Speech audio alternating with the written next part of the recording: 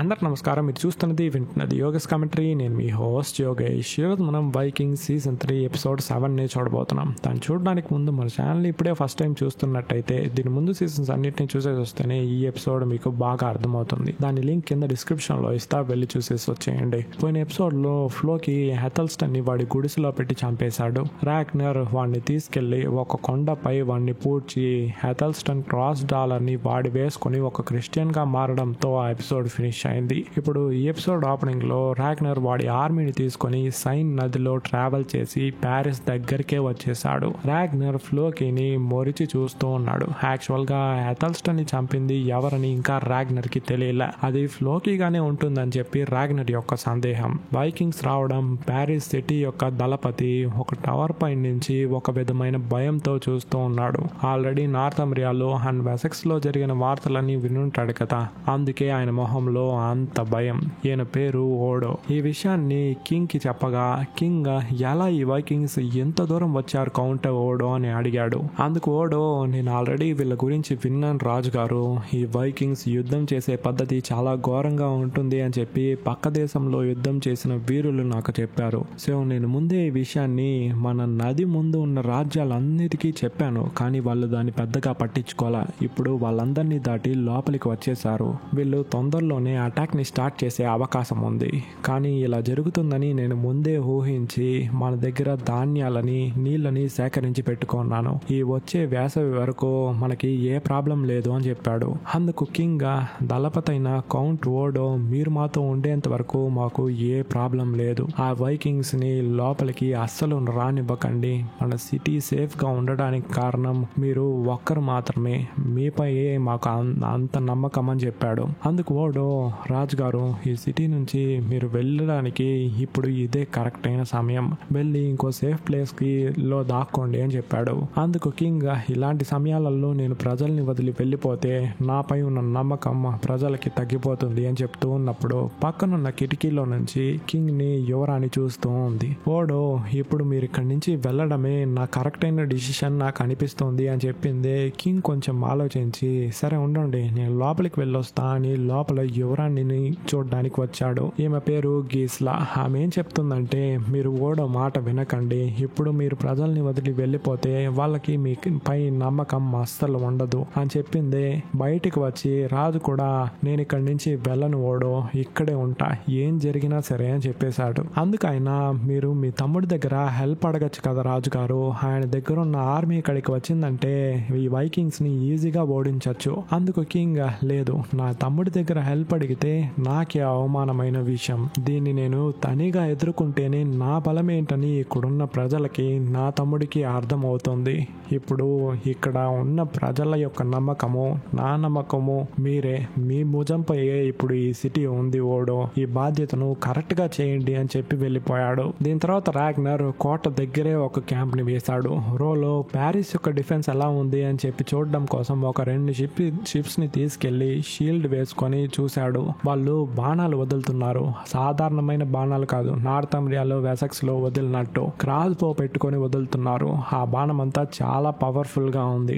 రోలో మళ్ళీ క్యాంప్ కి తిరిగి వచ్చేసాడు. ఇక్కడ వెసెక్స్ లో హెగ్బర్ట్ అండ్ ఏథన్ వుల్ఫ్ బ్రేక్ఫాస్ట్ తింటూ ఉన్నప్పుడు ఏథన్ వుల్ఫ్ తో, నీ మ్యారీడ్ లైఫ్ ఎలా ఉంది అని అడిగాడు. అందుకే ఏథన్ వుల్ఫ్, నాకు జరిగింది నేను మర్చిపోలేకపోతున్నాను నాన్నగారు, కానీ మన జీసస్ ద్రోహం చేసిన వాళ్ళని కూడా మన్నించమనే కదా చెప్పాడు, దాన్ని నేను ట్రై చేస్తున్నాను అని చెప్పగా హెగ్బర్ట్, ఇన్ని మాటలు వింటూ ఉంటే నాకు చాలా సంతోషంగా ఉంది. అవును, మీ భార్యకి వాళ్ళ నాన్న కింగ్ ఏలాపై ఏదైనా ఎఫెక్షన్, ప్రేమ ఏదైనా ఉందా? ఒకవేళ మనం వాళ్ళ నాన్నని అటాక్ చేస్తే జూడిత్ ఎలా రియాక్ట్ అవుతుంది అని అడిగాడు. ఏథన్ వుల్ఫ్, ఏంటి వాళ్ళని మనం అటాక్ చేయబోతున్నామా అని అడిగింది. బట్ వాడిని కూడా ఓడిస్తేనే కదా నేను కింగ్స్ కంతా కింగ్, రాజులకంతా రాజు అవ్వగలను ఈ మొత్తం ఇంగ్లాండ్ కి. నేను దాన్ని చేస్తే మీ వైఫ్ ఎలా రియాక్ట్ అవుతుంది, బాధపడుతుందా లేదా, అది మాత్రం చెప్పు అని అడిగాడు. అందుకే తన వుల్ఫ్, నేను మాట్లాడినంత వరకు ఆమెకు వాళ్ళ నాన్నపై అఫెక్షన్, ప్రేమ ఉన్నట్టు నాకు కనిపించలేదు అని చెప్పాడు. అందుకే బట్ కరెక్ట్ గా నేను అనుకున్నట్టే ఉంది, వాడిని చంపాలని నేను చాలా విషయాల్ని ప్లాన్ చేశా. ఏథన్ వుల్ఫ్, కింగ్ ఏలా మన అలయన్సెస్, మన యొక్క ఫ్రెండ్ అని చెప్పాడు. అందుకే బట్ నాకు ఇక్కడ ఎవ్వరూ ఫ్రెండ్ గా లేదు. ఒక ఫ్రెండ్షిప్ అనే అనేది ఒక బలహీనమైన విషయం. నేను ఎవ్వరితో ఫ్రెండ్గా ఉండలేదు, ఆ కింగ్ ఏలాని కలిపే చెప్తున్నాను అని చెప్తూ ఉన్నప్పుడు జూడిత్ అక్కడికి వచ్చేసింది. ఓ ఆల్ఫ్రెడ్ వచ్చేసాడా అని చెప్పి బిడ్డని తీసుకుని ఇప్పుడు క్యాటిగట్లో ఎథల్స్టన్ ఎన్ని బాధలు పడుతున్నాడో పాపం అని చెప్పగా దాన్ని విన్న ఏథన్ వుల్ఫ్, నాన్న వాడి పేరు ఎత్తకండి, వాడిని తలుచుకుంటేనే ఈ ముండవాడితో పడుకునిందే నాకు గుర్తొస్తోంది అని అరవగా ఎగ్బర్ట్ నోరు ముయ్యి ఏథన్ అని చంపపై కొట్టి ఇలా అంతా మాట్లాడుకో, ఫస్ట్ నువ్వు ఇక్కడి నుంచి వెళ్ళు అని చెప్పి పంపించేశాడు. ఇక్కడ రాగ్నర్ క్యాంప్ లో ఫ్లోకీతో తనిగా మాట్లాడాలని పిలిచి రాగ్నర్, నేను ఎథల్స్టన్ ని చాలా మిస్ అవుతున్నా అని మెడలో ఉన్న సిలువని పట్టుకోగా ఫ్లోకి, నీ మెడలో ఉన్న ఆ సిలువ ఉండేంత వరకు వాడు కూడా నీతోనే ఉంటాడులే అని చెప్పాడు. అప్పుడు రాగ్నర్, వాడిక్కడ ఉంటే మనకి చాలా హెల్ప్ చేసి ఉండేవాడు, ఇప్పుడు కూడా నా పక్కనే ఉన్నట్టు ఫీల్ అవుతున్నా అని చెప్పి ఫ్లోకీకి కోపం వచ్చేలా మాట్లాడుతూ ఉన్నాడు. ఇలా మాట్లాడితే వాడు ఏదైనా ఎమోషన్ లో చెప్పేస్తాడేమో అని, కానీ ఫ్లోకి ఏమీ రియాక్షన్ ఇవ్వడం లేదు. ఇక్కడ ఏథన్ వుల్ఫ్ తన నాన్నని ఎదిరించి మాట్లాడినందుకు వాడు కొరడాతో కొట్టుకొని శిక్షించుకుంటూ ఉన్నప్పుడు ఒకడు లోపలికి వచ్చి మీతో ఒక ముఖ్యమైన విషయం చెప్పాలి అని చనిపోతున్న ఒక పెద్ద ఆయన్ని తీసుకొచ్చాడు. ఆయన, నేను మెర్సియాలో క్వింత్రిత్తో పాటు ఉండేవాడిని, అక్కడ వెసెక్స్ కి మెర్సియాకి ఉన్న అగ్రిమెంట్ కోసం పనిచేసేవాడిని. ఒకరోజు మెర్సియా వీరులు వచ్చి అక్కడున్న మన ప్రజలందరినీ చంపి మన అగ్రిమెంట్ ని మీరేశారు అని చెప్పి చనిపోయాడు. ఇదేరా పెద్దలు చెప్తారు కదా, మనం ఒకడికి ఒక విషయాన్ని చేశామంటే అది తిరిగి బూమ్రాంగ్ లాగా మనకి కర్మగా వచ్చేస్తోంది. మీరు వైకింగ్స్ ని చంపి అగ్రిమెంట్ ని మీరారు, ఇప్పుడు క్వింత్రిత్ మీ అగ్రిమెంట్ ని మీరి ఇప్పుడు మీ ప్రజల్ని చంపేసింది, లెక్క సరిపోయిందే. ఇక్కడ రాగ్నర్ ఫ్లోకీతో మనలో చాలా విషయాలు మారిపోయాయి, ఒకవేళ అది నా తప్పు కూడా అయిండొచ్చు, కానీ ఇప్పుడు నువ్వు నాకు చాలా ముఖ్యమైన వాడివి ఫ్లోకి, నువ్వే రేపు జరిగే యుద్ధాన్ని లీడ్ చేయబోతున్నావు, రేపు ఒక్కరోజుకి నువ్వే కింగ్ అని చెప్పి వాడి కుర్చీలో ఫ్లోకీని కూర్చొని పెట్టాడు. అందరూ వచ్చి కూర్చుంటున్నారు. బియాన్, కాల్ఫ్, లాగ్రదా, ఎల్నర్. కాల్ఫ్ పైకి లేసి, మీరు చెప్పినట్టు మనం అందరం ప్యారిస్ కి వచ్చేసాము, దీని తర్వాత ఏం చేయబోతున్నావు రాగ్నర్ అని అడిగిందే ఫ్లోకి. ఇప్పుడు ఇక్కడ నేనే కింగ్, అందరికి కమాండ్స్ ఇచ్చేది నేనే అని చెప్పి రాగ్నర్ చెప్పేశాడు. రేపు ఒక్క రోజుకి నేనే మీ రాజు, ఇప్పుడు చెప్పండి రేపు యుద్ధంలో మనం ఏం చేయబోతున్నామో అని అడిగాడు. రోలో మనం నీటిలో నుంచి అటాక్ చేయాలి, అదే సమయంలో గేట్స్ ని అటాక్ చేయాలి, అప్పుడే మనం గెలవగలం. లాగ్రదా గేట్ ని అటాక్ చేయడానికి నేను లీడ్ చేస్తాను అని చెప్పింది.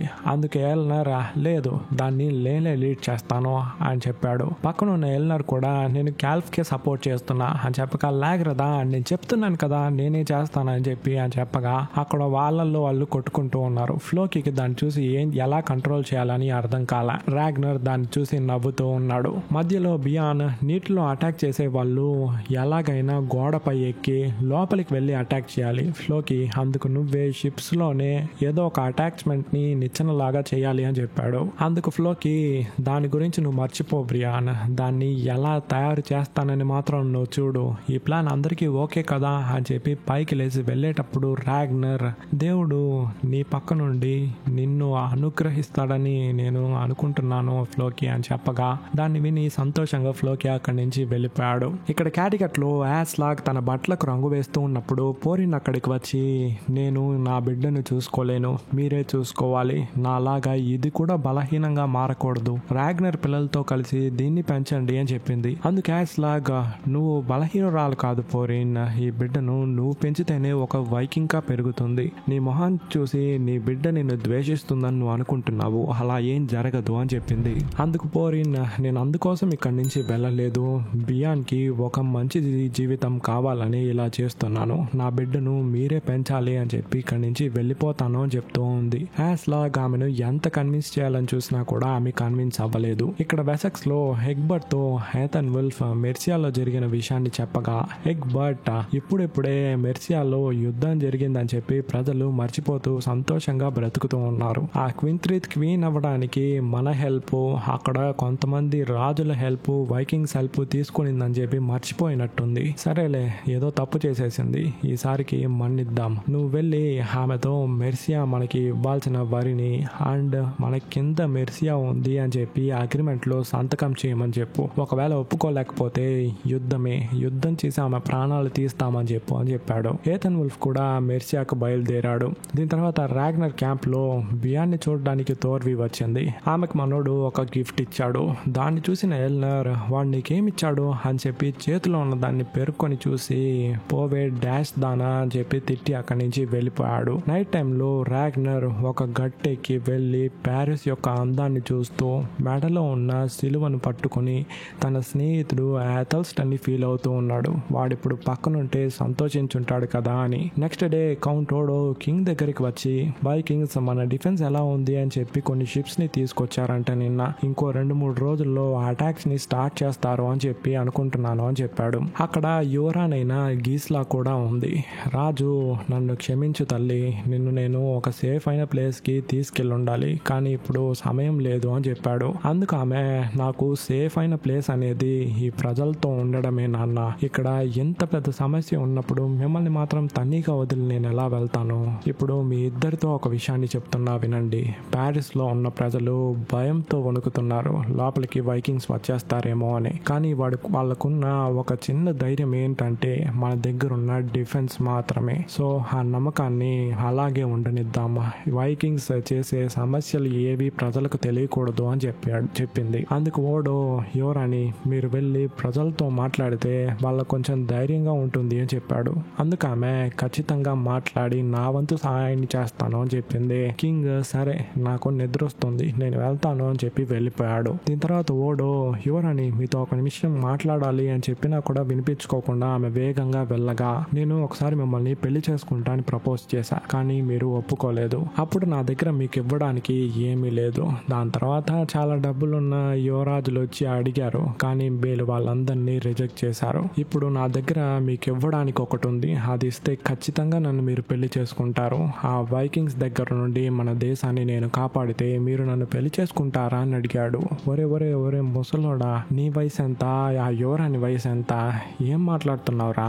అందుకు ఆమె ప్యారిస్ ని డిఫర్ చేయడం అనేది మీ బాధ్యత ఓడో, ఆ బాధ్యతను కరెక్ట్ గా చేయండి అని చెప్పి ఇప్పుడు కూడా రిజెక్ట్ చేసి వెళ్ళిపోయింది. ఇక్కడ ఫ్లోకి ప్యారిస్ గోడపై ఎక్కడానికి బోట్ కి వెనుకల ముందు 2 పక్కన నిచ్చెనల్ని తయారు చేస్తూ ఉన్నప్పుడు హెల్గా అక్కడికి వచ్చి తినడానికి రా ఫ్లోకి అని పిలవగా నాకు ఆకలిగా లేదు హెల్గా, చేయాల్సిన పని చాలా ఉంది. నా ఆలోచనతోనే రేపు ప్యారిస్ ని గెలవబోతున్నాము. ఈ నిచ్చెనను నేను చేయలేదు, దేవుళ్ళు నా మూలంగా చేయనిస్తున్నారు. నాకు ఎందుకు ఎంత సహాయం చేస్తున్నారో తెలుసా?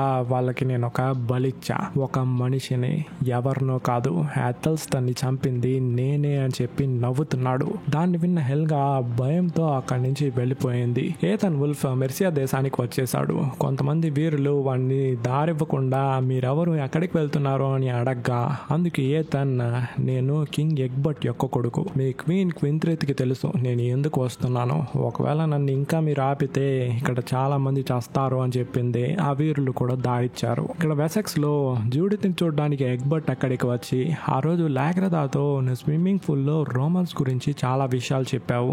నువ్వు చెప్పిన విషయం విని నేను చాలా ఆశ్చర్యపోయా. జూడిత్ నాకు చాలా విషయాలు తెలియదు, ఏదో అక్కడక్కడ చదివింది ఆమెకు చెప్పాను అని చెప్పింది. ఎగ్బర్ట్ ఒక పేపర్ ఇచ్చి రోమన్స్ యొక్క చరిత్రను అథెల్స్టన్ ట్రాన్స్లేట్ చేశాడు కదా, అందులో ఒక కవితను చదువుతున్నాడు.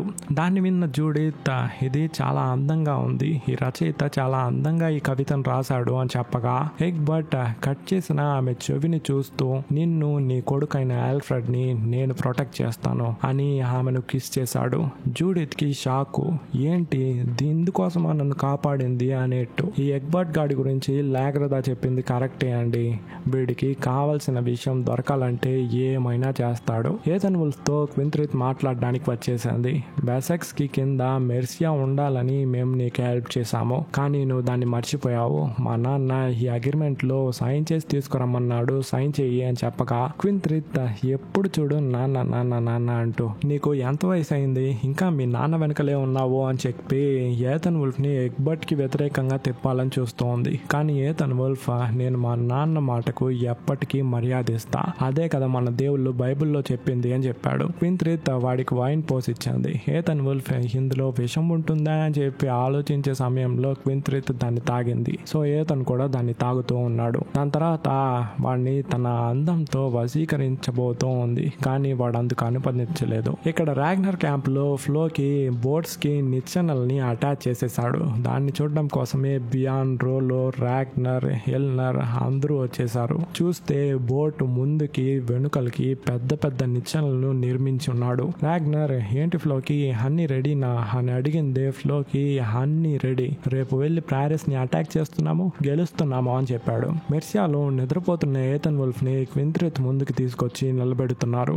ఒక బిడ్డను చూపించి వీడి పేరు మ్యాగ్నస్ అని చెప్పింది. వెంటనే ఏథన్ వుల్ఫ్, మ్యాగ్నస్ ఇది మన భాషలాగే లేదే, వైకింగ్స్ పేరులా ఉంది అని అడిగాడు. అందుకు క్వింత్రిత్, అబ్బా ఏం తెలివిరా నీకు, వీడి పేరు వీళ్ళ నాన్న పేరుతో కలవాలని చెప్పి ఇలా పెట్టాను, వీళ్ళ నాన్న నీకు కూడా తెలుసు, వాడి పేరు రాగ్నర్ లాథ్బ్రోక్ అని చెప్పింది. ఏథన్ వుల్ఫ్, మా అడ్వైజర్స్ దీని గురించి, ఈ బిడ్డ గురించి మాకేం చెప్పలేదు అని చెప్పాడు. క్వింత్రిత్, రాగ్నర్ వీడి కోసం ఇక్కడికి రాకపోవచ్చు, కానీ వీళ్ళ ప్రజల కోసం వస్తాడు కదా అని చెప్పింది ఏథన్ వుల్ఫ్. వాళ్ళ ప్రజల్ని నేను చంపేశానుగా అని చెప్పాడు. క్వింత్రిత్, అయితే ఇంకా మంచిదైంది, నిన్ను పగ తీర్చుకోవడం కోసం ఖచ్చితంగా వాడి ఇక్కడికి వస్తాడు, రాగ్నర్ ఇక్కడికి వచ్చాడంటే వాడికి నేను సపోర్ట్ చేస్తాను అని చెప్పింది. వెంటనే ఏథన్ వుల్ఫ్, మెర్సియా రాగ్నర్ కి సపోర్ట్ చేసిందంటే వెసెక్స్ కి మంచిది కాదు అని ముందుకు రాగా వీరులు గొంతుపై కత్తి పెట్టారు. మర్యాదగా మా అగ్రిమెంట్ లో నువ్వు సైన్ చెయ్యి, రాగ్నర్ ఇక్కడికి రావాలి అంటే వెసెక్స్ ని దాటే రావాలి, అంత లోపల మేము వాళ్ళని చంపి మళ్ళీ మెర్సియాకి వచ్చి నిన్ను చంపి నీ పదవిని లాక్కుంటాము, లేదు ఇప్పుడు నన్ను చంపేస్తాను అని నువ్వు అన్నావంటే మా నాన్న ఇక్కడికి వచ్చి నిన్ను చంపి మెర్సియాని వెసెక్స్ కిందకి తీసుకొస్తాడు, సో ఇది రెండు నీకు మంచిది కాదు, మర్యాదగా అగ్రిమెంట్ లో సైన్ చెయ్యి అని చెప్పాడు. అందుకు క్వింత్రిత్ ఒప్పుకునిందా లేదా అని మనకు తెలియలే, కానీ ఆ మొహం చూస్తుంటే ఒప్పుకున్నట్టే అనిపిస్తోంది. ఇక్కడ ప్యారిస్ లో వైకింగ్స్ అందరూ యుద్ధం చేయడానికి రెడీ అయ్యి తీరం దగ్గరికి వచ్చేసారు. సూర్యుడు కొంచెం కొంచెంగా పైకి రావడంతో ఈ ఎపిసోడ్ ని ఫినిష్ చేసేసారు. నెక్స్ట్ ఎపిసోడ్ లోనే ఈ నిజమైన యుద్ధాన్ని మనం చూడబోతున్నాము. నేను కథ చెప్పే విధానం మీకు నచ్చుంటే మన ఛానల్ ని సబ్స్క్రైబ్ చేసుకొని పక్కన ఉన్న బెల్ ఐకాన్ ని ప్రెస్ చేసి హాల్లో పెట్టుకోండి, అప్పుడే నేను వేసే వీడియోస్ మీకు నోటిఫికేషన్ గా వస్తుంది. నెక్స్ట్ వీడియోలో నా వాయిస్ మీరు వినేంత వరకు లాట్స్ ఆఫ్ లవ్. టాటా.